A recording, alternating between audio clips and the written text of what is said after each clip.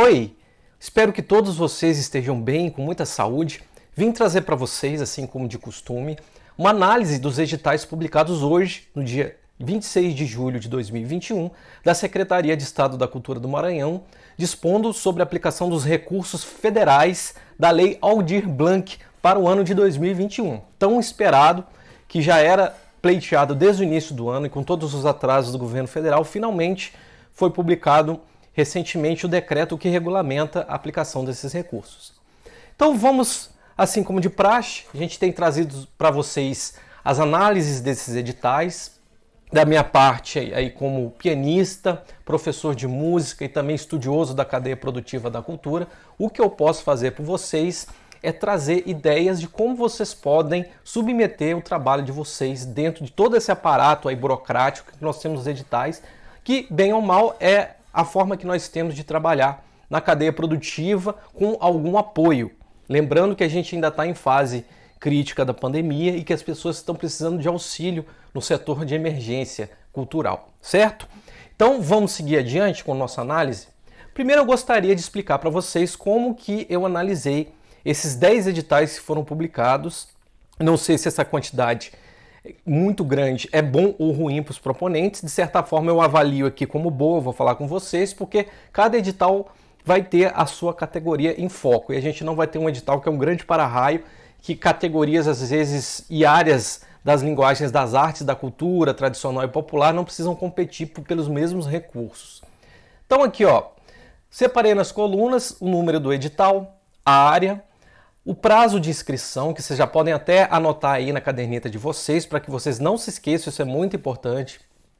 Os tipos de proponente que eles aceitam, se é pessoa física, jurídica, etc. As especificações do produto cultural que eles estão pedindo para aquele edital em particular, o valor que eles vão pagar por produto, a quantidade de vagas que o edital oferece, e aí depois a gente simplesmente multiplica essas duas células para resultar nessa daqui, que é o valor total do edital em pauta.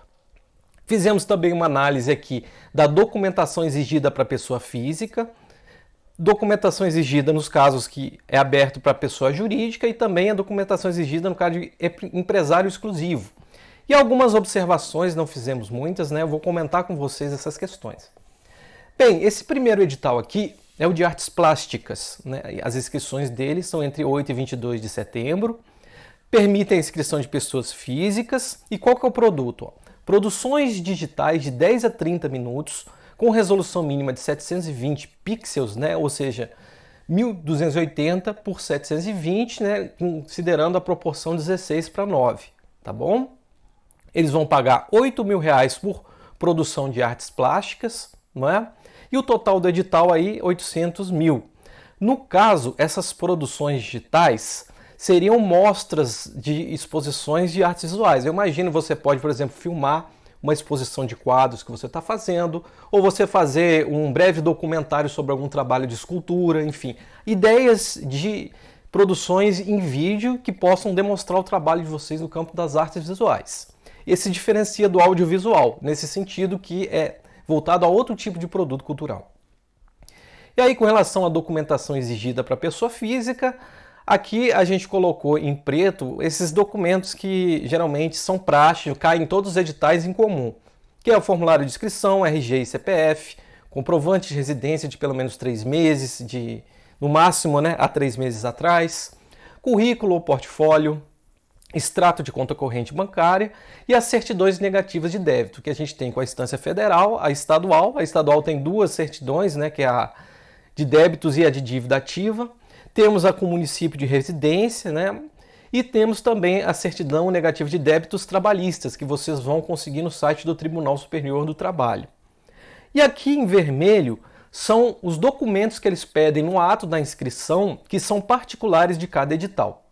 No caso desse de artes visuais, vocês têm que escrever a proposta ou um projeto, detalhar essa proposta, aí vocês vão acrescentar o perfil e trajetória do artista, de certa forma eu acho que se confunde um pouco aqui com a questão do currículo ou portfólio, impacto na cadeia produtiva da cultura, do produto que vocês pretendem apresentar, a ficha técnica da equipe, ou seja, é interessante que vocês possam trabalhar inclusive com colegas da área, currículo resumido de toda a equipe. Vamos no nosso edital 03, é o edital de artesanato. Então, ele permite inscrições para pessoas físicas que estejam inscritas aqui no SICAB, né, que é o sistema, eu acredito que é o Sistema Nacional de Credenciamento de Artistas ligados ao artesanato. Temos aqui a data de inscrição de 12 a 26 de agosto, já é bem mais anterior à do edital que nós acabamos de ver, e está baseado em realizar oficinas virtuais de artesanato de 25 a 35 minutos dentro daquelas mesmas especificações de resolução e proporção, certo? Agora eles finalmente corrigiram esses detalhes técnicos que nos editais do ano passado estavam todos errados. Eles vão dar aí R$3.000 para cada proposta aprovada de oficina. E aí nós temos aqui a documentação pedida. A única que é diferente daquelas que são pedidas em todos os editais é a comprovação de cadastro no SICAB, aí, que é um cadastro exigido especialmente para o pessoal que trabalha no artesanato, certo? O edital número 4 é de produções audiovisuais, né, cinema, entre aspas, né, claro. Aqui é também um prazo de inscrição mesmo do primeiro edital que a gente viu, aceitam propostas de pessoas físicas e jurídicas. Então, qual que é o produto que eles querem? É um web documentário e não colocam maiores especificações, seja de duração ou de resolução. Eles estão propondo pagar aí R$10.000 por proposta, é um valor menor do que o edital de audiovisual, que o Maranhão tem uma produção relevante de audiovisual aí nos últimos anos. E acho que o edital, de certa forma, é até pequeno, tanto em termos de recurso por proposta, quanto em relação ao que a cadeia produtiva tem a oferecer. Aqui tem muito trabalho, principalmente de curtas metragens, né? Aqui é uma visão geral dos documentos que eles pedem. E aí, além do currículo portfólio, eles pedem a comprovação curricular. Não sei porque eles pediram no primeiro edital, eles não pediram a comprovação, eles colocaram como opcional. Geralmente, eu entendo que o portfólio ele é o currículo comprovado. Não é? Mas aí a gente tem que, na verdade, tentar entender como que o pessoal da secretaria pensou ao colocar essas palavras, né? Não adianta tanto a gente ter uma concepção, porque, na verdade, a gente tem que tentar entender a que vem de cima para baixo. E aqui nós temos aqui as documentações extras, que é a apresentação do projeto e o currículo artístico do proponente. Esse edital em particular, eles também aceitam pessoas jurídicas. Então, no caso, as pessoas jurídicas, como a gente sabe, costumam pedir muito mais documentos do que pessoas físicas. Então temos aí, ó, o formulário de inscrição, RG e CPF do representante legal da pessoa jurídica, comprovante de residência da sede, currículo, portfólio, comprovação curricular, atos constitutivos de pessoa jurídica, aí vocês têm que colocar o estatuto, a ata da última eleição, CPF, RG e a sede da residência da pessoa jurídica, registro público, certidão simplificada da Junta Comercial do Estado do Maranhão, certificado de microempreendedor individual, caso seja a categoria em que vocês são registrados como pessoa jurídica, aí o extrato da conta corrente da pessoa jurídica, comprovante de cadastro no CNPJ nacional, né, no controle nacional, as certidões negativas de débito, né, e acrescenta-se também a certidão de regularidade de FGTS, também obrigatória para pessoa jurídica, e mais os 2 documentos aqui que são extras para essa categoria de edital. Seguindo aqui, nós temos o edital da dança, também 17 a 31 de agosto, né, meio termo entre os que a gente viu anteriormente. Eles aceitam inscrições de pessoas jurídicas ou coletivos culturais representados por pessoa física. E aí, no caso, eles querem produções artísticas de dança. Não vi especificado se seria presencial ou virtual. Acho que é o caso aí, talvez, se eu tiver passado, por gentileza, vocês deem uma lida mais atenta ao edital. E estão propondo R$8.000 de premiação para cada grupo que apresentar o seu trabalho. Temos aqui, né, no caso de pessoa física, todos esses documentos em comum, mas aí temos também vários documentos particulares do edital, que é a proposta da apresentação, detalhamento da proposta, perfil e trajetória do grupo, impacto na cadeia produtiva, ficha técnica da equipe, breve currículo de cada membro da equipe e os termos de compromisso, anexos 3 e 4, carta de anuência do coletivo. Quando você é um proponente pessoa física, você precisa da carta de anuência para que o coletivo indique sinalize que você realmente está representando eles. Pessoa jurídica, né, todo aquele arcabouço aí burocrático, e depois nós temos os mesmos documentos que foram detalhados para proposta de pessoa física. E temos esse edital de games aí, né? Na verdade, games são considerados como parte da cadeia produtiva da cultura. Se a gente pegar alguns estudos aí do Firjan, por exemplo, que é a Federação de Indústrias do Rio de Janeiro, eles consideram também projetos de robótica, né? Biotecnologia. Mas o que acontece? A gente precisa ter sempre em mente o mapeamento cultural que a própria secretaria tem para diagnosticar, para ver se o Maranhão realmente tem uma produção relevante de games que se justifique você abrir um edital para isso. A gente só abre um edital quando existe demanda pública, isso é uma coisa lógica, né? E esse de games aqui me parece que não é o caso. Lógico que deve haver produções aqui, a gente sabe que tem inclusive talvez mini cursos, né? Na caso não chegam a ser cursos técnicos ou superiores de elaboração de jogos, mas eu acho que é um pouco de exagero a gente abrir um edital para isso. Eles poderiam tentar, por exemplo, o projeto de lei de incentivo, já que é uma coisa tão específica. Aceitam apenas inscrições de pessoas jurídicas, está especificado que o produto que eles querem são projetos inéditos de produção de games ou conteúdo em realidade virtual. E aí o preço para cada proposta que ele se propõe a oferecer é de 50 mil, 5 vezes o valor da produção de audiovisual, que, como vocês sabem, o audiovisual exige uma infraestrutura bastante cara.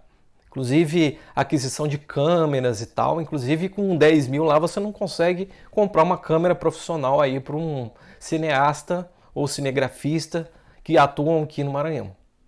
E aí, como eles aceitam só pessoa jurídica, tem toda a documentação da pessoa jurídica e olha só aqui, vamos aqui, eu tive que usar até as letras do alfabeto grego, né? Quando chegou no Z, eu comecei alfa, beta, gama, delta, epsilon. Tive que improvisar aqui porque realmente eles pedem mais documentos do que o nosso alfabeto pode permitir. Então são 35 documentos pedidos para a proposta. E eu estou, obviamente, me baseando no que está especificado no edital, porque se houver alguém da secretaria para explicar, ela não explicou para a gente, e o edital ele é publicado de cima para baixo, sem uma minuta, uma consulta pública, então a gente não tem como adivinhar também, né?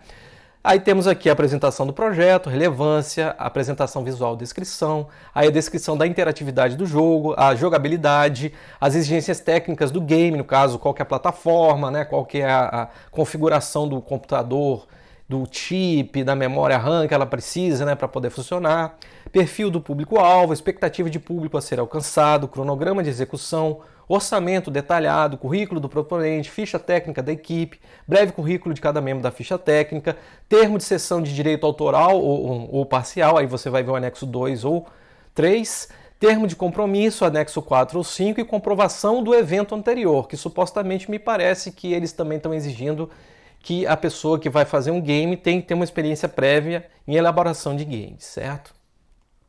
E um edital que interessa muito para a gente é o de projetos, que aí é um prazo curto, né, considerando a dimensão dos editais de projetos, que eles precisam realmente de uma especificação muito mais detalhada e mais robusta. Ele poderia ser muito bem aberto até setembro, né, pelo tamanho dos projetos. E aí são aceitas inscrições de pessoas jurídicas, e aqui é a especificação deles. Projetos de eventos não inéditos com produções artísticas inéditas para realização até o dia 30 de novembro de 2021. A gente sabe que eles colocaram, tanto no ano passado quanto essa questão dos eventos não serem inéditos, porque são eventos que estão aí na segunda, terceira edição. Por quê? Porque a gente sabe que esses editais foram feitos para os produtores que já têm festivais estabelecidos aqui no Maranhão, né? A gente sabe que existe essa cláusula aqui que representa uma corporatividade local, certo? E aí o valor dos projetos, aí 80 mil, vão ser premiados 100 projetos, né? O maior edital que tenho aqui com 8 milhões, que acho que é suficiente grande, 80 mil, a gente consegue fazer vários eventos de pequeno porte em cidades no interior. A gente vai inclusive encaminhar esse vídeo com análise e vamos propor para que as pessoas que já têm eventos nas suas cidades, que possam tentar esse edital. É importante a gente captar esse recurso é para a gente precisa reverter ele para a sociedade, né? E vai ser muito bom a oportunidade da gente trabalhar, apesar dos pesares, claro, né? Porque é um edital também que a prestação de contas é muito chata. Temos aqui, né, no caso, só aceitam pessoa jurídica, né, todos aqueles documentos de pessoa jurídica, mais os documentos específicos de quem vai elaborar o projeto. Apresentação, plano de trabalho, perfil e trajetória do evento, né, subentendendo que ele não está na primeira edição, impacto na cadeia produtiva, plano de divulgação, cronograma de execução, orçamento detalhado, currículo artístico do proponente, ficha técnica da equipe, o breve currículo de cada membro da equipe, termo de direito autoral, no caso cessão ou não, anexo 2 ou 3, e termos de compromisso, quarto ou quinto anexo, certo? Temos aqui agora também um edital da área de fotografia, que é uma área também que tem uma cadeia produtiva aquecida aqui no Maranhão, e eu espero que seja um edital que tenha uma saída muito boa, até para incentivar os nossos fotógrafos nesses tempos de pandemia a poder superar suas dificuldades. Aí nós temos aí a inscrição de 1 a 15 de setembro, um prazo interessante. E aí, no caso, proponentes, pessoas físicas. E o produto pedidos é um grupo de produções fotográficas relacionadas ao Maranhão, que a gente tem uma exposição fotográfica em meio virtual. Aí, no caso, vocês podem gravar em vídeo, não está muito bem especificado. Isso também pode ser uma exposição presencial. O valor do produto é de R$5.000 por grupo de fotos expostas. São 100 propostas que podem ser aceitas. Documentação exigida, as mesmas aí de pessoa física, com o acréscimo do comprovante de atuação profissional, que no caso é a comprovação do portfólio, do currículo, e o conjunto fotográfico. Acho que uma demonstração, um release aí do trabalho de fotografia que foi feito. Temos agora o edital de literatura para pessoas físicas de 12 a 26 de agosto. Obras literárias maranhenses não acadêmicas. Eu coloquei não acadêmicas porque eles colocam os estilos literários que eles aceitam. Romance, contos infantis, literatura de cordel e etc. Eu vi que, em geral, são obras não acadêmicas, com tiragem mínima de 500 unidades. E aí nós temos R$15.000 por proposta, um total máximo de 40. Temos aqui toda a documentação de pessoa física e o acréscimo da apresentação do projeto, relevância, sinopse da obra, concepção dramatúrgica, se for no caso de roteiro de peça de teatro, proposta de ilustração, caso haja o livro tenha ilustrações, perfil do público-alvo, trecho da obra a ser publicada, expectativa de alcance de público, carta de anuência de coautor, caso haja coautoria, e outro texto de autoria do proponente para mostrar que ele também já tem outras produções literárias que se adequariam ao edital. E aqui o edital de música, prazos de inscrição de 17 a 31 de agosto, aceitam pessoas físicas, pessoas jurídicas e representação por empresário exclusivo. São produções virtuais inéditas de música com duração de 25 a 35 minutos e resolução mínima de 720 pixels e proporção 16:9. É o que eles têm pedido no edital como padrão. Eles vão premiar cada produção com R$3.500 e são 1.500 vagas. É um número bastante interessante. Lembrando que a gente teve aí o Conexão Cultural 3, que houve problemas em relação, principalmente na fase de avaliação dos projetos, os critérios de avaliação não ficaram claros.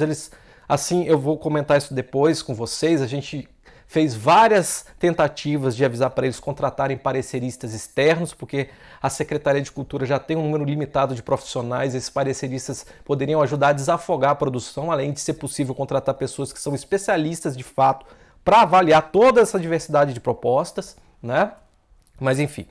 Então temos aqui a inscrição, os documentos pedidos para a inscrição de pessoa física, que a gente percebe aqui que é o mínimo que você consegue, realmente é esse aqui, Bem ou mal, está aqui a quantidade de documentos, já podem ir se preparando para baixar esses documentos, você consegue, a maioria deles você consegue na internet. Então, isso é muito interessante, tem que destacar que eles tentaram enxugar ao máximo a inscrição de pessoa física. Pessoa jurídica também está com o mínimo de documentos exigidos de pessoa jurídica. E empresário exclusivo, temos aqui os documentos que são específicos, particulares dessa categoria, que eu não vou entrar em detalhes, eu gostaria apenas que vocês lessem o edital para poder ver, quem tiver interesse de se inscrever mediante representação. O que eu achei bastante interessante nesse edital, que difere do edital do Conexão Cultural 3, dessa vez o proponente não precisa enviar a produção no ato de submissão da proposta, e sim após a aprovação do seu portfólio, caso ele tenha sido aprovado, logicamente.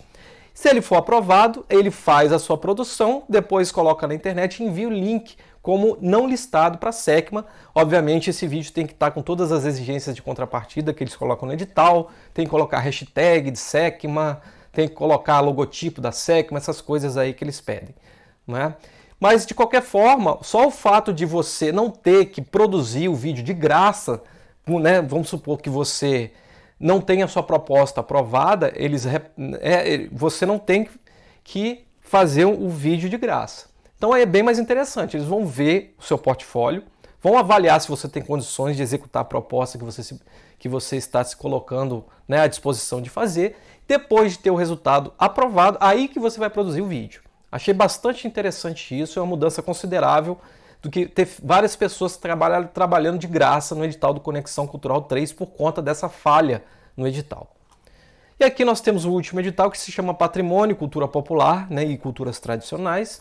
As inscrições são de 1 a 15 de setembro, um pouquinho depois do da música. Inclusive, eu acho que ele é o mais parecido com o da música. Vocês vão ver, eles aceitam inscrições de pessoas físicas, pessoas jurídicas e empresário exclusivo. E aqui nós temos produções virtuais inéditas de manifestações populares e ou tradicionais, de 25 a 35 minutos de duração, e com aquelas especificações aí de vídeo que a gente já leu várias vezes. Eles vão premiar cada submissão que for aprovada com R$4.000, o edital de total valor de 4 milhões. Então, esse edital aí, principalmente grupos aí de tambor de crioula, Bumba Meu Boi, entrariam dentro desse edital, certo?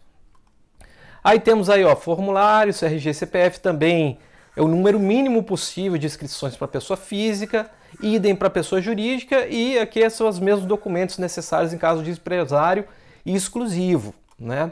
E aí, mais uma vez, esse vídeo é o seguinte: você manda o portfólio do seu coletivo, da sua manifestação, eles vão avaliar se você tem condições de executar a proposta e depois vão divulgar o resultado. Aí, depois do resultado divulgado, vocês gravam um vídeo e enviam para a secretaria. Qual que é o problema que a gente vê aqui nessa categoria de cultura popular? O problema é você ter um empresário exclusivo, como a gente conhece aqui, por exemplo, um dono de grupo de Bumba Meu Boi, ele pega o dinheiro e não repassa para os brincantes, ou repassa uma parcela mínima para os brincantes, né? Isso é um problema que a gente tem tido, que precisa ter uma fiscalização mais rigorosa com relação a isso.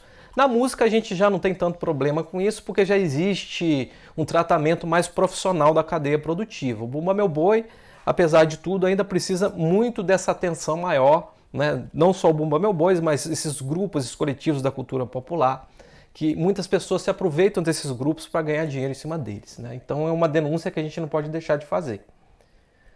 Bom, pessoal, então para a gente finalizar o vídeo, fui bastante breve aqui nessa análise.